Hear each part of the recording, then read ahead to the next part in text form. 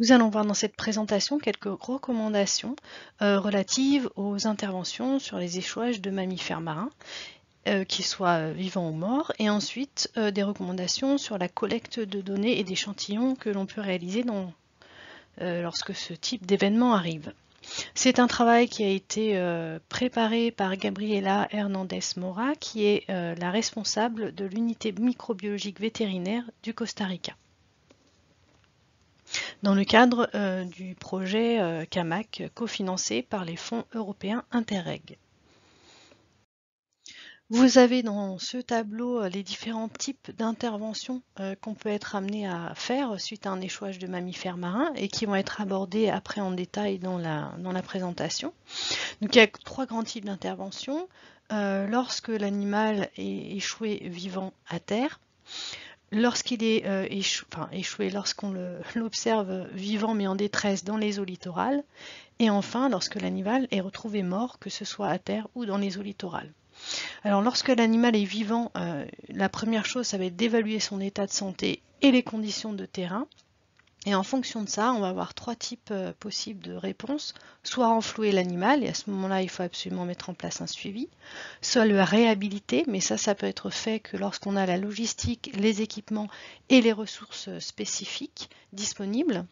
Et cette réhabilitation, elle va se faire en vue du rétablissement de l'animal et ensuite de son relâché dans le milieu naturel.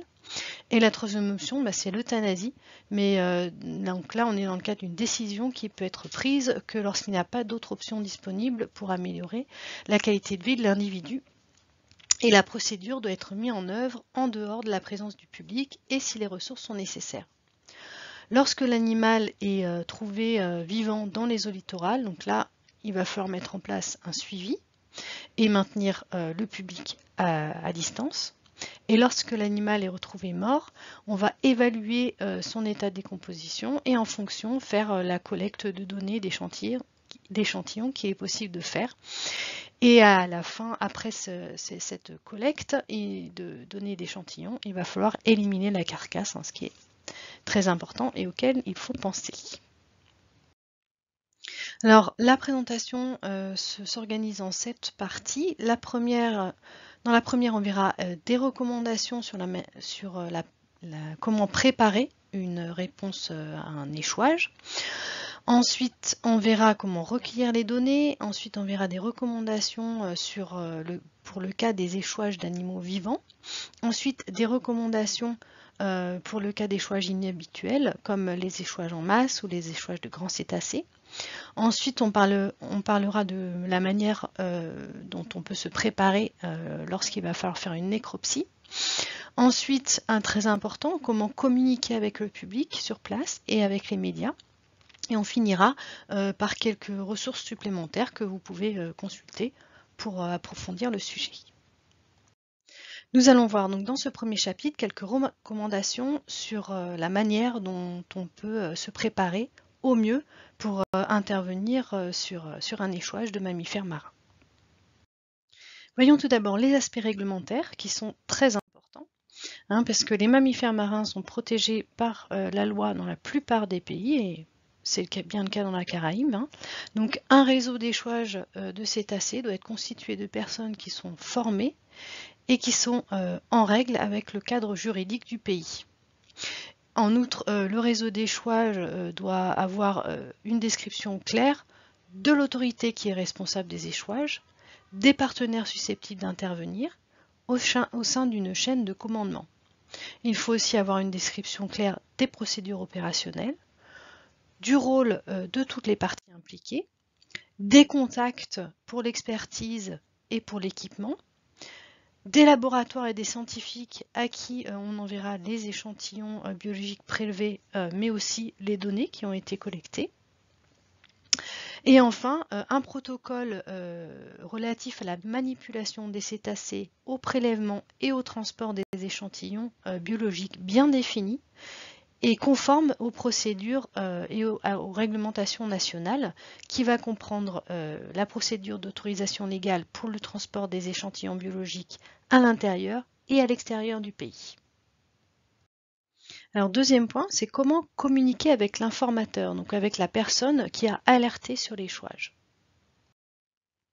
Les premières questions à poser à ces personnes qui vous alertent sur un échouage, c'est leur demander tout d'abord leurs coordonnées, ensuite leur demander la localisation de l'échouage, et puis des détails sur le lieu. Est-ce que c'est dans l'eau, dans la terre, le nom de la ville, de la plage, des repères aussi pour pouvoir accéder à l'échouage par la suite. Ensuite, l'accessibilité du lieu. Est-ce que la zone est sableuse, rocheuse? Est-ce qu'on peut y accéder à pied? Est-ce qu'on peut y accéder par véhicule? Et où en est la marée? Ensuite, on peut demander à la personne si c'est possible de prendre des photos et de nous l'envoyer pour mieux identifier les conditions et de l'animal et les conditions d'accès.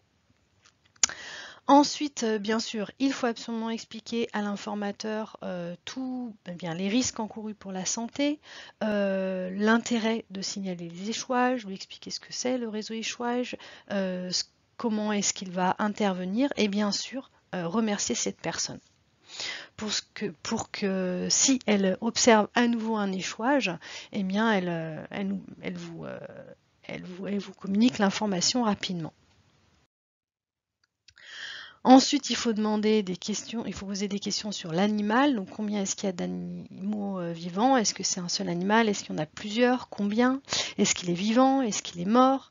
Est-ce qu'il s'agit plutôt d'un cétacé, d'un phoque, d'un lamantin?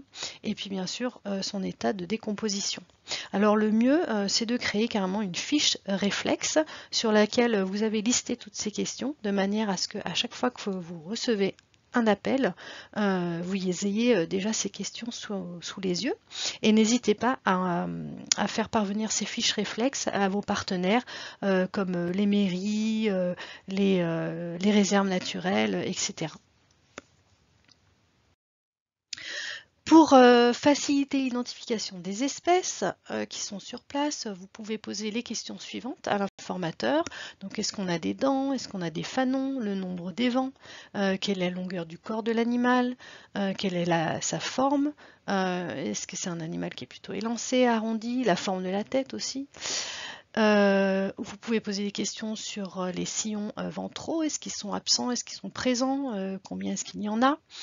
Les caractéristiques de la nageoire dorsale, sa hauteur, sa localisation sur le corps, sa forme, des informations sur les nageoires pectorales, leur taille, leur forme, leur couleur. Ensuite, est-ce qu'on a des encoches présentes? Est-ce qu'on a quelle est la coloration du corps et de la tête? Etc. Ensuite, il va vous falloir vous préparer à l'intervention et la première chose, là, ça va être de rassembler l'équipement nécessaire. Alors d'abord, il faut prévoir un équipement de transport et de conservation des échantillons que vous allez prélever. Donc il faut avoir des glacières avec des packs de glace ou des glaçons. Et ensuite, il faut bien sûr avoir un congélateur disponible à l'endroit où vous allez ramener ces échantillons. Ce congélateur, ça doit être un congélateur qui conserve à -20 ou encore plus froid. Ensuite, bien sûr, pensez à l'équipement de biosécurité qui doit être porté même si on ne fait que du recueil de données. Donc cet équipement il est constitué d'un masque de protection, de gants en latex à usage unique, de gants en caoutchouc épais que vous allez, les personnes qui vont intervenir sur la carcasse vont porter au-dessus des gants en latex à usage unique. Ensuite, des lunettes de protection pour éviter toute projection dans les yeux, une combinaison ou des vêtements jetables, des couvre-chaussures, très important, puisqu'il va y avoir des fluides qui vont sortir de la carcasse, une trousse de premier secours en cas de blessure, très important, de quoi se nettoyer les mains et rincer les instruments, donc du savon, de l'eau douce et de l'alcool, et ensuite des cônes et des poteaux et des rubans pour sécuriser le périmètre si nécessaire. Pour le recueil des données, vous allez avoir besoin d'un formulaire d'échouage et de prélèvement, du nom et des coordonnées d'experts qui pourront vous aider si besoin, donc à contacter si besoin. Ensuite, de l'essuie-tout, un appareil photo, un support pour écrire, des crayons avec bien sûr des recharges et des gommes, et puis un mètre ruban et une règle. Alors si vous ouvrez l'animal, il va vous falloir l'équipement suivant pour faire les prélèvements. Donc des feutres permanents, des sachets en plastique, des petits sachets, un couteau et des ciseaux bien aiguisés et en acier inoxydable avec de quoi les aiguiser. Une petite scie à métaux, un sécateur, un tournevis plat, ça c'est pour les dents, des lames chirurgicales, des seringues, une grosse scie, des écouvillons stériles, une grande bâche que vous pourrez placer sous les animaux de manière à bien pouvoir récupérer tous les restes de la nécropsie et puis les fluides qui vont s'échapper de la carcasse. Des gros sacs à déchets de jardin, du papier d'aluminium, des étiquettes, du formol, des tubes et des flacons en plastique de différents volumes, de la ficelle, de l'éthanol à 95% pour les échantillons d'ADN et les parasites et de l'alcool à 70% pour pouvoir se laver et stériliser les instruments. N'oubliez pas, très important, la trousse de premier secours et portez bien tout l'équipement de protection, même pour le recueil de données. Un point nouveau sur la biosécurité, puisque c'est très important. Donc, lors des prélèvements, du transport et de l'examen post-mortem de l'animal, les résidus biologiques et chimiques potentiels constituent des risques pour l'environnement et la santé publique. Ils doivent donc être bien pris en compte et minimisés. Des fuites de fluides, des odeurs nocives et des aérosols peuvent s'échapper des carcasses, il faut bien prendre ça en compte. Et les intervenants doivent suivre les procédures de biosécurité pour éviter toute blessure et zoonose, c'est-à-dire les infections par des organismes pathogènes transmises par aérosol, par ingestion ou par contact direct.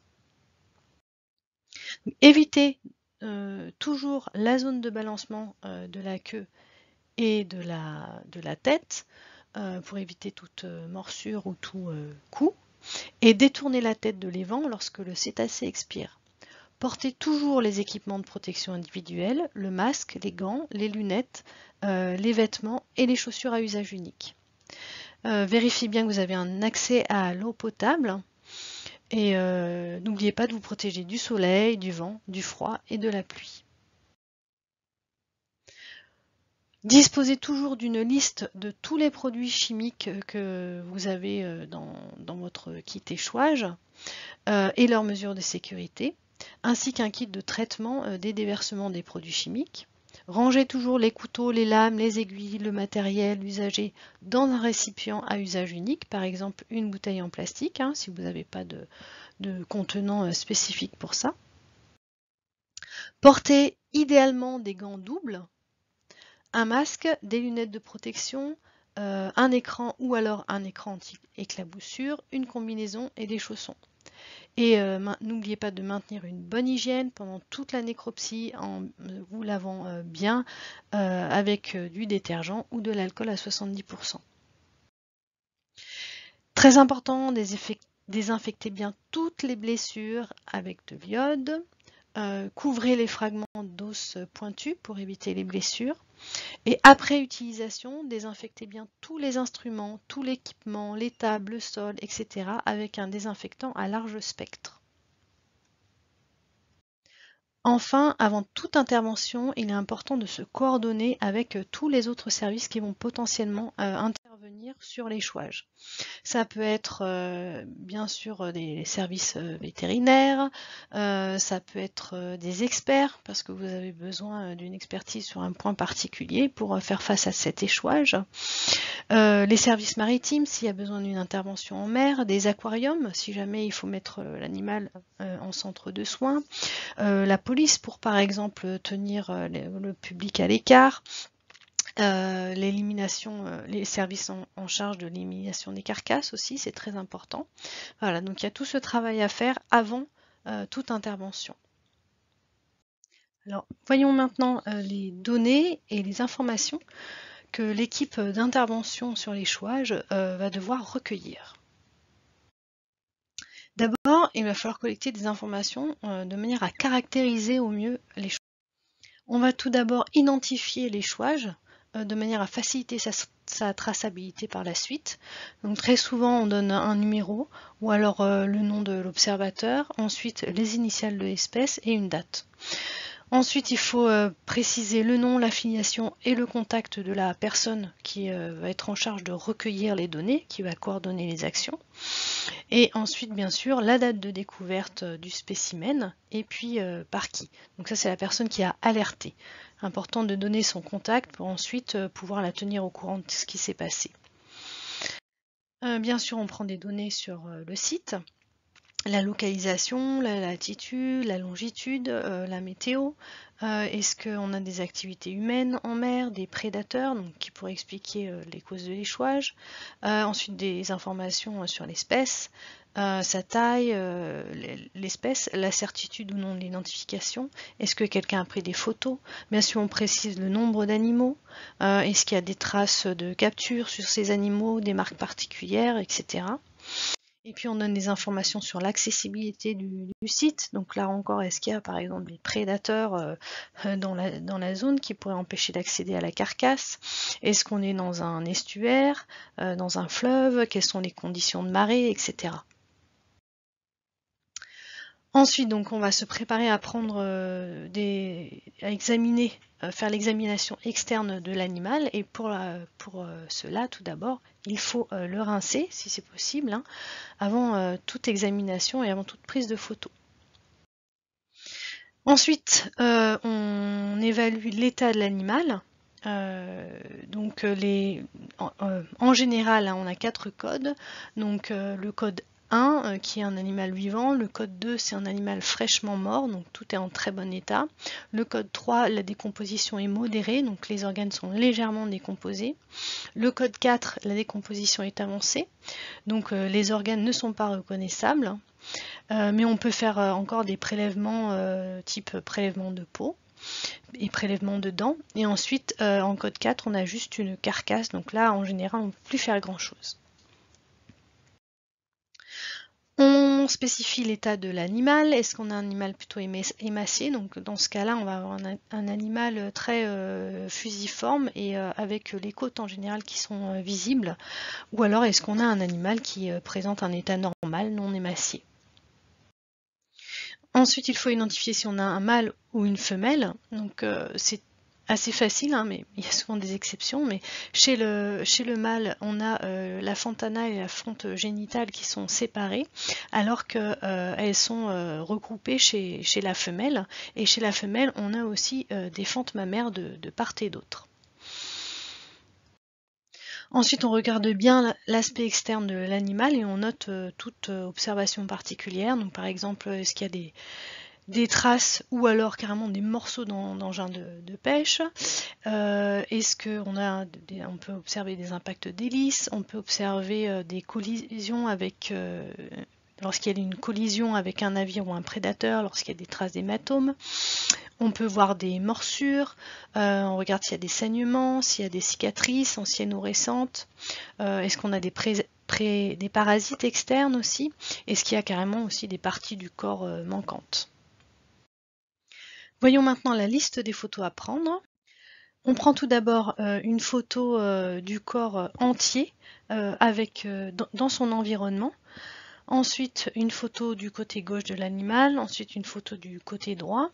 Ensuite, une photo de la tête côté gauche, la tête côté droite. Ensuite, on prend une photo des évents, puis une photo des dents ou des fanons. On prend ensuite une photo du dos de l'animal. Ensuite, une photo de la nageoire dorsale en gros plan. Ensuite, une photo du ventre de l'animal. Ensuite, une photo de la zone génitale, puis de la nageoire caudale. Ensuite, des photos des nageoires pectorales. Donc, une photo des deux ensemble, puis de chacune séparément. Ensuite, on prend des photos de chaque marque ou plaie qui s'observe sur le corps de l'animal. Et puis, lorsque on a affaire à des iphus ou des mysticettes, on prend aussi en photo les sillons de la gorge. Donc, en essayant de les photographier dans leur totalité. et sur toute leur étendue. Il est important de donner l'échelle de la photo. Donc pour cela, soit on a une règle et c'est parfait, mais on peut aussi utiliser un objet de taille connue, comme une bouteille d'eau ou une chaussure.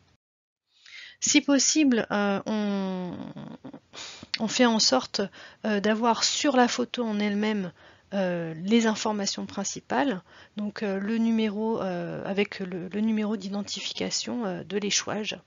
On peut par exemple inscrire sur la règle au moment de prendre la photo. Voyons maintenant les mesures morphométriques à prendre sur le corps de l'animal. Alors voici typiquement les mesures qui sont prises sur les cétacés. Vous avez trois grandes catégories de mesures à prendre, un certain nombre de longueurs qui vont nous permettre ensuite d'étudier la morphologie des espèces, voire qui vont permettre aussi de confirmer l'identification des espèces. Ensuite, vous avez un certain nombre de circonférences à prendre, donc au niveau des nageoires pectorales, au niveau de la plus grande circonférence, et puis au niveau de l'anus. Et ensuite, vous avez des épaisseurs de l'art à prendre au niveau du dos, sur les flancs et au niveau de la partie ventrale. Donc les circonférences et les épaisseurs vont nous permettre d'en savoir plus sur l'état de l'animal. Toutes ces mesures, vous les retrouverez dans le guide d'échouage et dans la fiche de collecte de données pour le terrain qui ont été réalisées dans le cadre du projet CAMAC. Idem, vous avez ici les différents types de mesures qu'on prend classiquement, cette fois pour les lamantins. Donc la même chose, un certain nombre de longueurs, des circonférences et puis l'épaisseur aux trois endroits, dos, flanc et ventre. Voyons maintenant comment on intervient dans un cas d'échouage particulier, donc c'est celui des animaux vivants. La première chose à faire, c'est d'évaluer l'état de l'animal et les conditions de terrain, de manière à savoir si l'animal va pouvoir, si on va favoriser en fait le renflouement de l'animal, ou alors son transport vers un centre de soins pour être réhabilité puis relâché dans le milieu naturel par la suite, ou alors encore si on va opter pour l'euthanasie ou alors la mort naturelle. Alors comment évaluer l'état de l'animal? Tout d'abord on va regarder son rythme respiratoire, donc ça va dépendre de l'espèce. Pour les petits cétacés comme les dauphins et les marsouins, la fréquence respiratoire naturelle est de 2 à 5 respirations par minute. Lorsque l'animal a entre 6 et 10 respirations par minute, on dit qu'il est moyennement stressé ou alors qu'il est en détresse respiratoire. Et lorsqu'il a plus de 10 respirations par minute, il est en stress sévère ou alors encore en forte détresse respiratoire. Pour les grands cétacés, pour les grands odontocètes, on a une respiration, une fréquence respiratoire d'environ une respiration par minute. Et pour les mysticètes et les cachalots, on a une fréquence respiratoire de plus d'une respiration par minute, en temps normal donc. Ensuite, on peut aussi mesurer la fréquence cardiaque. Donc, elle se prend sur le ventre de l'animal entre les deux nageoires pectorales. Et la fréquence normale est de 60 à 70 battements par minute. Lorsque la fréquence est supérieure, c'est que l'animal est stressé ou alors que son état de santé est détérioré. On peut aussi évaluer l'état de l'animal en regardant sa réactivité lorsqu'il est mis en contact avec de l'eau, en regardant le mouvement des évents, en regardant le mouvement de la queue. On peut aussi regarder la résistance à l'ouverture de la bouche, même si ce n'est pas conseillé. Alors faites attention, les cétacés sont des animaux sauvages, alors ils peuvent vous frapper avec leur queue ou vous mordre, donc tenez-vous toujours éloigné de la queue ou de la tête de l'animal. On peut aussi regarder, pour évaluer l'état de l'animal, sa température corporelle, en regardant la température des nageoires par rapport à la température du flanc. Donc lorsque la température des nageoires est plus chaude que celle des flancs, ça veut dire que l'animal est stressé et doit se reposer. Les cétacés produisent des larmes muqueuses pour se protéger les yeux de l'eau salée, hein, donc le mucus s'accumule lorsqu'ils sont hors de l'eau autour des yeux. Ça ne veut pas dire qu'ils ont une infection oculaire. Lorsque l'animal est dans l'eau, on peut regarder son comportement pour avoir une idée de son état. Donc, et on va avoir des signes de détresse de l'animal lorsqu'il se laisse dériver, soit de manière horizontale, soit de manière latérale, ou alors lorsqu'il nage en rond, ou alors lorsqu'il s'approche de manière répétitive de la plage. Ensuite, bien entendu, il va falloir évaluer les conditions de terrain. Donc si on a une opération de renflouage par exemple, il faut savoir si on peut facilement accéder au site et accéder à la mer. Et puis ensuite il faut évaluer les ressources disponibles en termes de main d'œuvre, de matériel si on doit transporter l'animal, aussi d'expertise vétérinaire si on envisage l'euthanasie, etc. Et puis, oui, et la possibilité aussi de transporter, bien sûr, l'animal dans un centre de soins, si on décide de faire ça. Voici maintenant quelques recommandations d'ordre général pour intervenir sur un animal échoué vivant. Alors, qu'est-ce qu'il faut faire et qu'est-ce qu'il ne faut pas faire? Alors, que faire d'abord? Il faut absolument agir calmement, limiter les attroupements et les nuisances sonores. Si l'événement a lieu ou se prolonge dans la nuit, il faut éviter d'utiliser des lumières directes et des flashs vers l'animal. Il faut, si possible, placer l'animal sur le ventre, maintenir sa peau humide, hein, c'est très important, en versant de l'eau doucement et en le protégeant du soleil avec une serviette humide. Il faut toujours faire attention à bien protéger les vents, hein, puisque c'est par là que respire l'animal, donc il faut le protéger à la fois du sable et de l'eau. Si possible, on peut creuser des tranchées d'eau sous les nageoires pectorales, et lorsque l'animal est sur un substrat dur, il faut l'isoler à l'aide d'une bâche, de serviette ou d'un matelas. Il faut faire le moins de bruit possible, bien entendu, pour ne pas stresser l'animal, donc réduire un maximum le nombre de personnes autour de lui. Lorsque l'animal est dans l'eau et qu'il est épuisé, on peut tout à fait l'aider à flotter le temps qu'il se repose et puisse flotter, repartir vers le large de lui-même.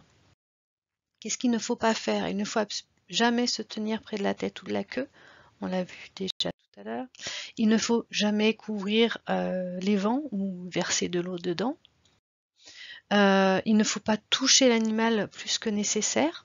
Hein, et puis bien sûr limiter le nombre de personnes qui vont manipuler l'animal. Ne jamais appuyer ou pousser les nageoires, la queue ou la tête. Alors une intervention sur un animal vivant est là aussi un travail en équipe qu'il faut organiser en amont avec un groupe qui s'occupe de l'animal. Calme et avec un nombre minimum de personnes, des gens qui sont chargés de la presse et puis des gens qui sont chargés de tenir le public à l'écart et de l'informer. Lorsqu'on transporte un animal vivant, il faut faire attention aux mouvements brusques, attention à la nageoire et à la tête, retenir la queue pour éviter les blessures. Il faut déplacer l'animal à l'aide d'une civière souple ou d'une bâche. Il faut penser à le protéger systématiquement du soleil, veiller à ce qu'il ne bascule pas en stabilisant son corps soit à l'aide de serviettes roulées ou alors de blocs de mousse. Et bien sûr ne pas tirer l'animal par la queue ou le manipuler par les nageoires. Lorsqu'on renfloue un animal, il faut le transporter dans une eau suffisamment profonde pour supporter son poids et le maintenir à la surface avec bien sûr les vents et la nageoire dorsale en position verticale jusqu'à ce qu'il se rétablisse. Donc, par exemple lorsqu'il semble respirer normalement et que sa queue bouge. Une fois que l'animal s'est rétabli, c'est à ce moment-là qu'on va relâcher la civière et lorsqu'il est évident qu'il peut se maintenir à flot et nager. Bien sûr, on reste toujours calme pour ne pas stresser l'animal et dans l'idéal, on réalise cette manip avec un nombre minimum de personnes. Si un bateau est disponible, il est bien de transporter l'animal à au moins 1 mille nautique de la côte, sinon l'emmener au moins au-delà de la zone de déferlement des vagues pour faciliter son retour vers le large.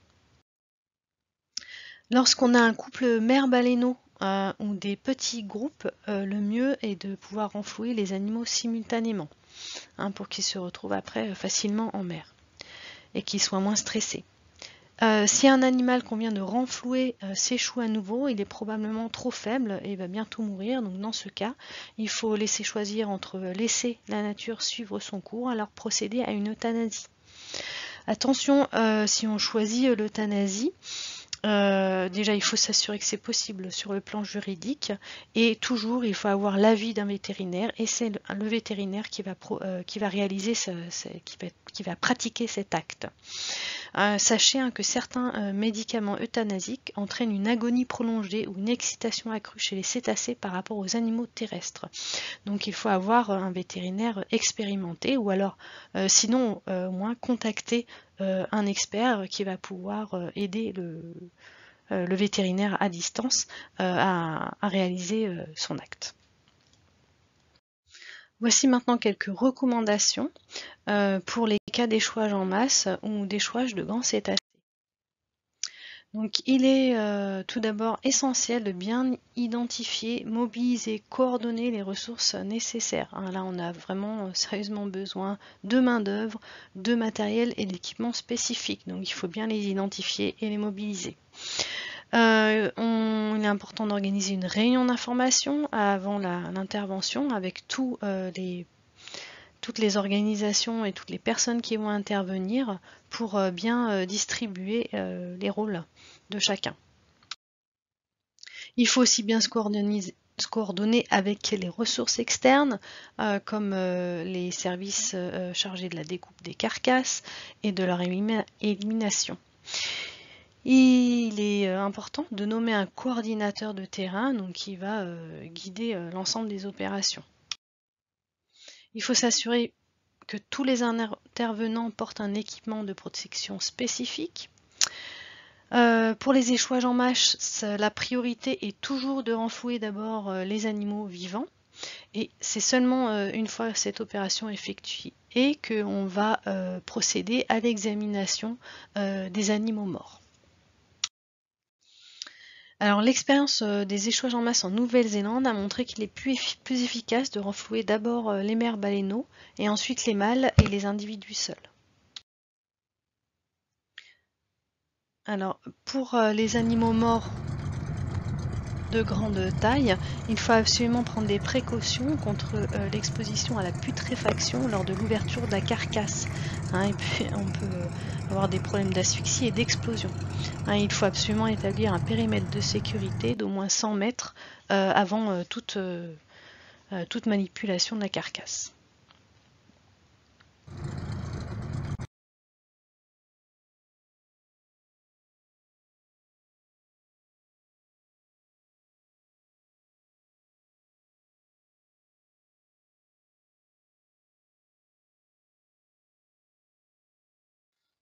Voici maintenant quelques recommandations relatives à la réalisation d'une nécropsie. Alors la qualité de l'échantillonnage lors des nécropsies va dépendre des facteurs suivants. Le nombre de personnes disponibles, leurs compétences, l'organisation, la motivation au sein de l'équipe, la qualité du protocole de collecte des échantillons, la disponibilité des équipements et des fournitures, le nombre d'animaux à examiner, bien sûr, le temps disponible, le bon étiquetage des échantillons pour leur exploitation par la suite et leur traçabilité, et bien sûr la précaution lors de l'envoi et de la conservation des échantillons. Donc nous allons voir dans ce chapitre quelques recommandations relatives un petit peu à tout ça. D'abord, avant la nécropsie. Alors, il est important de ne pas ouvrir l'animal avant de savoir s'il y a un moyen de l'enterrer ou d'éliminer la carcasse. Puisque une fois que l'animal est ouvert, on va avoir forcément des déchets et aussi des fuites de fluides. Et il faut absolument être sûr qu'on va pouvoir gérer tout ça. Dans la mesure du possible, si la taille et le poids de l'animal le permettent, il faut déplacer la carcasse vers un site à l'abri du public qui est plus pratique pour un nécropsie et puis accessible facilement au service d'équarrissage. Il faut toujours sécuriser un périmètre autour de la carcasse pour qu'elle ne soit pas accessible au grand public. Tous les membres de l'équipe de nécropsie doivent porter des vêtements de protection spécifiques, des bottes, des gants, des lunettes et un masque. Il faut absolument désigner un coordinateur pour l'équipe de nécropsie. Généralement, c'est la personne qui est la plus expérimentée du site. Et puis ensuite, il faut attribuer un rôle à tous les membres de l'équipe. Il faut bien sûr se coordonner avec les services externes en leur donnant la date à laquelle la nécropsie sera terminée afin qu'ils puissent organiser l'élimination de la carcasse. Il faut communiquer avec le public qui est présent sur place sur les objectifs du réseau échouage et l'avertir des risques sanitaires. Il faut demander au public de respecter une distance de sécurité et d'éloigner les animaux domestiques. Il faut aussi se préparer à répondre aux questions des médias en ne mentionnant que les faits via des termes non techniques et en évitant toute spéculation afin d'éviter les malentendus ou la désinformation. Si la carcasse doit être enterrée sur place, il faut absolument s'assurer de la disponibilité du personnel et de l'équipement nécessaire pour creuser un trou suffisamment profond pour permettre un enterrement approprié. Pour les petits animaux de moins de 3 mètres de longueur, le trou doit être au moins de 1 mètre plus large que la taille de l'animal et une profondeur de 1,5 mètre. Pour les animaux plus grands, le trou doit être au moins de 2 mètres plus large que l'animal et une profondeur d'au moins 3 mètres. N'oubliez jamais que chaque animal échoué contient des informations précieuses sur sa population. Donc par conséquent, soyez aussi détaillé que possible si vous effectuez une nécropsie. Tous les échantillons doivent être placés dans des sacs en plastique séparés et doivent être étiquetés avec l'identification de l'échouage, avec un marqueur permanent sur le contenant et une étiquette à l'intérieur. Pour être certain de ne pas perdre l'identifiant de l'échouage. Choisir une personne avec une écriture lisible et de bonne qualité qui devra idéalement rester la personne propre tout au long de la nécropsie. Alors juste avant la nécropsie, on vous conseille de préparer les sacs d'échantillonnage avant de commencer les prélèvements de manière à ce que ces sacs soient disponibles rapidement à chaque échantillon. Le sable et la peau de l'animal diminuent le tranchant des couteaux. Il faut donc essayer de trouver quelqu'un qui affûte les couteaux tout au long du processus. Alors, avant d'ouvrir la carcasse, il faut placer l'animal sur le côté gauche ou le côté droit et ensuite procéder à l'ouverture comme on le verra un petit peu plus tard. Il est important de prendre des photos et des échantillons de chaque organe possible et de les conserver individuellement comme c'est écrit dans le chapitre suivant. Voilà. Et si la nécropsie ne peut pas se faire immédiatement, on conseille de mettre l'animal dans de la glace. Voici maintenant quelques recommandations sur ce qu'il faut faire après la nécropsie. Donc c'est très important de laisser le site propre et de rassembler tous les déchets biologiques dans des sacs pour envoi à l'équarrissage. Idéalement, les sacs devraient être identifiés comme étant un risque biologique. Les objets tranchants, comme les lames chirurgicales, doivent être enfermés dans un conteneur hermétique, comme une bouteille en plastique ou un conteneur spécifique dédié. La carcasse doit être éliminée par équarrissage. Si ce n'est pas possible, elle doit être enterrée comme on l'a décrit précédemment. Si le lieu d'échouage est une plage rocheuse sans sable et que les équipements ne peuvent y pénétrer, l'animal doit être transporté suffisamment loin en mer pour qu'il ne revienne pas sur les plages voisines. Ou alors la carcasse doit être laissée à la décomposition naturelle. Il faut aussi bien entendu penser à remercier et informer les informateurs et tous les services externes qui ont aidé à la réalisation de la nécropsie et à se débarrasser aussi de la carcasse. Alors, il est important d'informer les médias par les canaux appropriés. en rédigeant un communiqué de presse. Il faut prendre en compte le fait que dans de nombreux cas, les autorités environnementales vont vouloir contrôler ce flux d'informations. Et tout cela est d'autant plus important lorsqu'on a affaire à un événement inhabituel, hein, comme un échouage en masse ou un échouage de grands cétacés. Ensuite, il faut bien entendu envoyer les fiches échouage et les échantillons ainsi que les photos à l'organisation qui est en charge de la coordination du réseau. Pour finir sur la nécropsie, voici un aperçu des échantillons à prélever. Alors sachant que toutes les figures qui sont présentées ici sont disponibles dans le guide de terrain créé pour le projet CAMAC et le détail de l'échantillonnage, vous le trouverez dans la vidéo dédiée à la nécropsie. Voici le protocole d'échantillonnage basique qu'on peut réaliser lorsqu'on a des ressources limitées. Tout d'abord, on compte le nombre de dents ou de fanons et on prélève 4 à 5 dents ou fanons dans la partie médiane de la mâchoire. Ces dents ou fanons peuvent être conservés congelés ou séchés dans un sac. Ensuite, on prélève un morceau de peau, de graisse et de muscle. Donc on coupe un carré de 5 cm par 5 cm et on sépare les trois éléments. On peut conserver tout cela congelé ou dans de l'alcool, mais le mieux est d'en conserver une partie au congélateur, une partie dans l'alcool et une partie dans le formol pour pouvoir procéder ensuite à un maximum d'analyse. Ensuite, nous avons les parasites externes, donc qu'on prélève sur le corps et qu'on peut stocker soit dans l'alcool, soit congelé. Ensuite, on peut prélever du sang si on a une seringue, donc par voie intracardiaque. Et ça, ça peut être fait jusqu'à 16 heures après la mort de l'individu. Si on a des écouvillons stériles, on peut prendre des écouvillons de l'évent, des muqueuses buccales et oculaires et anales, qu'ensuite on peut mettre à la congélation. Au niveau des yeux, on peut prélever les yeux pour faire la sérologie et de l'histopathologie, donc en mettant un dans du formol et en mettant l'autre au congélateur. Ensuite, on a les nageoires pectorales aussi qu'on peut prélever et congeler pour identifier la classe d'âge par radiographie. Le crâne aussi peut être prélevé et préservé par diverses méthodes. Voilà.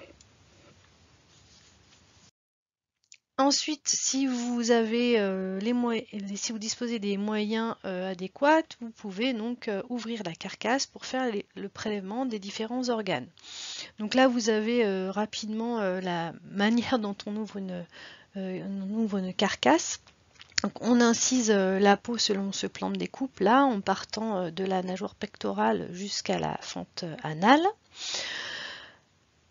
Et puis on enlève la peau en coupant les adhérences. Ensuite, on retire l'omoplate en passant dessous avec une lame en coupant les adhérences. On incise jusqu'à l'articulation pour la sectionner, ce qui permet l'ablation de l'omoplate et de la nageoire pectorale, et ce qui libère la place pour l'ouverture ensuite et l'accès aux organes.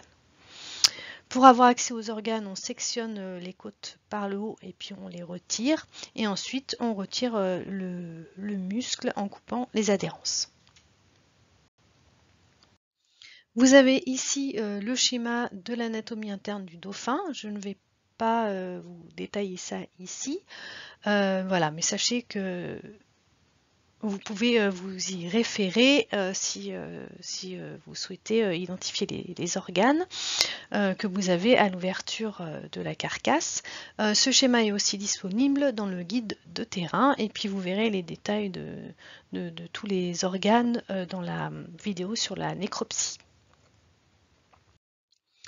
Vous avez ici et dans les deux diapositives suivantes la liste complète des échantillons qu'il est intéressant de réaliser, avec ce à quoi ils peuvent être utilisés, et puis comment les conserver.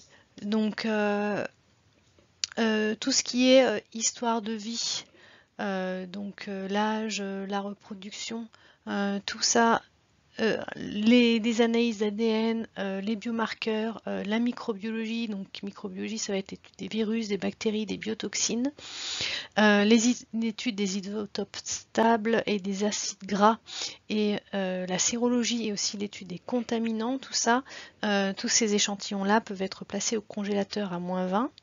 Pour ce qui concerne l'histologie, donc là, ça va être placé dans du formol à 10%, et pour tous les parasites, dans l'alcool à 10%, ou alors aussi, c'est possible au congélateur. Deux petites exceptions, donc les dents peuvent être conservées à sec, comme on l'a vu tout à l'heure, et la peau, si vous ne pouvez pas congeler, vous pouvez la mettre dans n'importe quel alcool, voilà, ça peut faire l'affaire.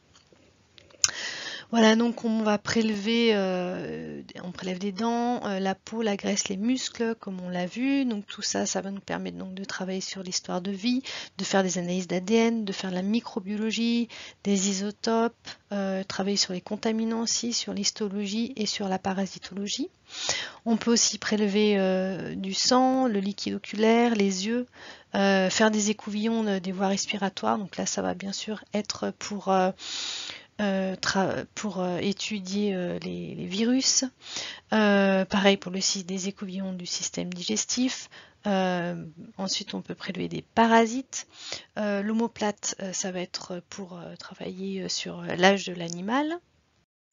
Ensuite, on peut prélever les amygdales, un morceau de poumon, les ganglions lymphatiques, un morceau de cœur, de muscle cardiaque, un morceau de foie, de pancréas, un morceau de rein, on peut prélever la rate, le premier estomac, le deuxième estomac, donc tout ça pour travailler encore sur la microbiologie, les contaminants, l'histologie et les parasites bien sûr.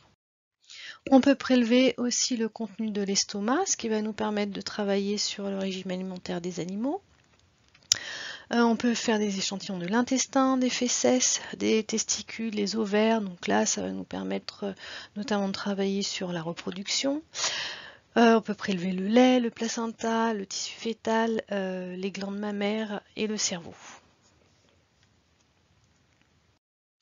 Dans ce chapitre, nous allons parler de la communication avec le public et avec les médias.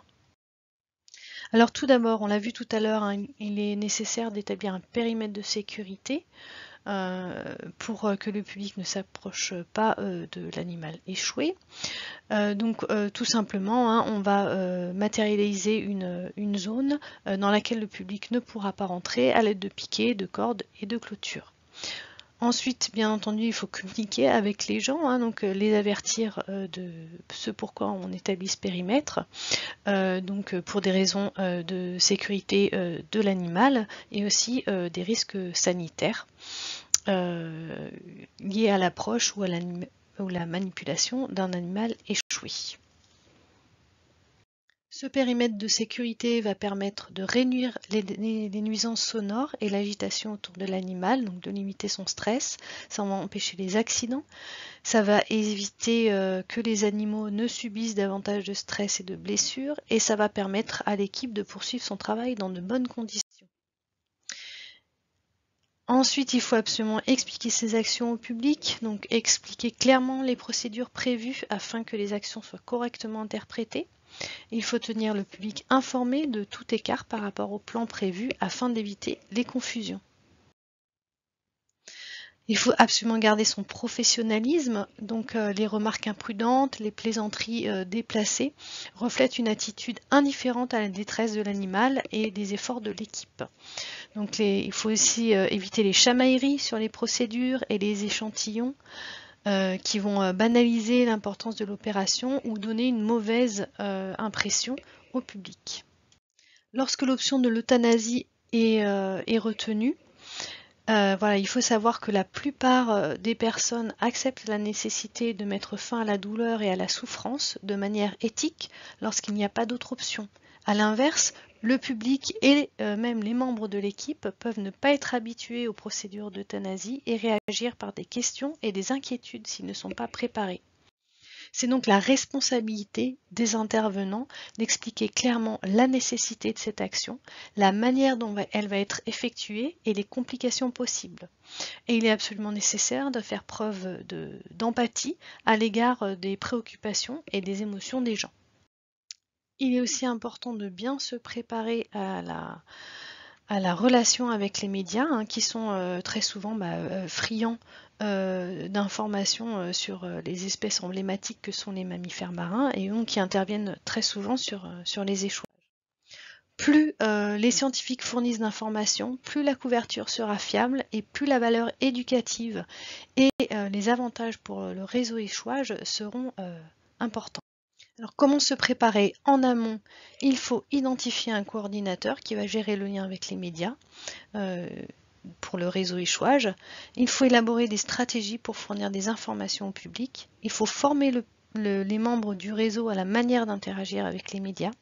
Il faut fournir aux médias des documents actualisés, y compris des dossiers de presse.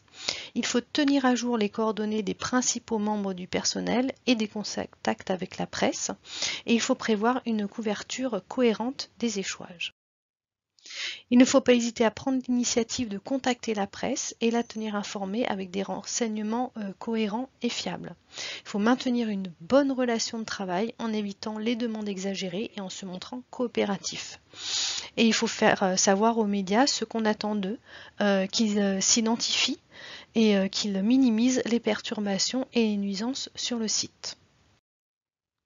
Le coordinateur média sera chargé de fournir des informations étayées et exactes, ce qui évitera les versions déformées basées sur la spéculation et l'opinion. Le chef d'équipe et les autres membres du réseau n'ont ni le temps ni les informations nécessaires pour assumer ce rôle. Il faut spécifier les heures et les lieux de briefing de presse et en mettre en place des réguliers qui seront donnés par le coordinateur média et inclure au moins ponctuellement un scientifique pour satisfaire l'inévitable recherche de meilleures réponses. Les avis contradictoires sont inévitables et peuvent être présentés aux médias comme un élément normal de la recherche scientifique. Il faut par contre éviter les désaccords en public. Le site d'échouage n'est pas l'endroit où on peut tenter de résoudre des divergences d'opinion. Les représentants des médias apprécieront d'avoir des noms et des numéros de téléphone d'autres experts dans le domaine s'ils décident d'approfondir le sujet. Donc n'hésitez pas à avoir ça sous la main. Pour finir, quelques règles de conduite sur site. Il faut absolument inviter l'ensemble de l'équipe d'intervention à respecter la sensibilité des résidents et des entreprises locales qui n'ont pas l'habitude de gérer de tels événements. Notamment lorsqu'on est sur un site touristique ou alors sur un site qui est entouré d'habitations. Il faut absolument communiquer avec ces gens, leur expliquer l'intervention et puis faire place nette après, de manière à ce qu'il n'y ait pas d'odeur persistante ou alors de traces de sang sur la plage, ce genre de choses. Et bien sûr, tout ça est important pour le respect des gens, mais aussi parce que ça contribue à créer une base de soutien pour les futures opérations du réseau. Il est très important, bien entendu, de remercier toutes les personnes qui ont été impliquées dans l'échouage, les membres du réseau, les médias, tous les partenaires qui ont aidé à gérer l'échouage et bien sûr la communauté locale qui bien souvent a dû le subir. Pourquoi? Parce que ces remerciements vont permettre de conserver la confiance et le soutien du public et des médias. Confiance et soutien qui ont été souvent durement acquis pendant les échouages. Et pour finir, voici quelques exemples de ressources et de contacts vers lesquels vous pouvez vous tourner si vous souhaitez en savoir plus sur les échouages. Vous avez notamment le guide Marine Mammal Ashore qui est un grand classique, un guide aussi intéressant de la Marine Conservation Program sur les interventions en cas d'échouage de mammifères marins. Ensuite, les documents produits par Acobams et Ascobans qui sont un peu plus techniques sur les nécropsies et les interventions en cas d'échouage massif.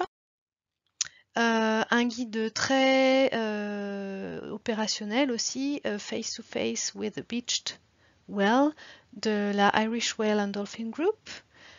Un grand classique, c'est le Marine Mammal Necropsy de Pugliares et al. Donc sur les nécropsies de mammifères marins. Quelque chose aussi de très technique sur la Marine Mammal Medicine. Ensuite, vous avez un guide d'identification, le Marine Mammal of the World. Le site du CARSPO, sur lequel vous allez pouvoir trouver plein d'informations avec donc plusieurs pages dédiées aux échouages, dont une page sur laquelle vous trouverez la liste et les coordonnées des experts en matière d'échouage dans la Caraïbe. Ensuite, des guides de terrain et des recommandations pour la réponse aux échouages qui sont tous téléchargeables. Et enfin, des ressources pour se former à la réponse aux échouages, donc des guides, des vidéos, etc., qui sont aussi tous disponibles en ligne. Et tout ça est disponible, bien sûr, gratuitement et en anglais, en espagnol et en français. Voici d'autres sites que vous pouvez consulter sur lesquels vous trouverez d'autres ressources. The Global Marine Animal Stranding Toolkit, the Global Stranding Network website, the Marine Mammal Management Toolkit, et pour finir, the Humpback Whale Virtual Necropsy. Et pour finir, sachez qu'il existe plusieurs applications que l'on peut télécharger sur Internet et mettre sur son smartphone pour pouvoir faciliter la collecte de données sur les animaux échoués. Donc vous avez l'exemple de Varap ici, pour laquelle vous trouverez des informations sur le lien qui est en dessous de cette diapositive, mais il en existe d'autres. Voici les trois principales références que nous avons utilisées pour préparer cette présentation. J'espère que cette présentation vous aura été utile pour renforcer votre réponse aux échouages de mammifères marins. N'hésitez pas à contacter Gabriella pour plus d'informations ou alors à aller sur le site internet du CARSPO où encore une fois vous trouverez plein d'infos complémentaires sur les échouages et puis les contacts des experts de la région.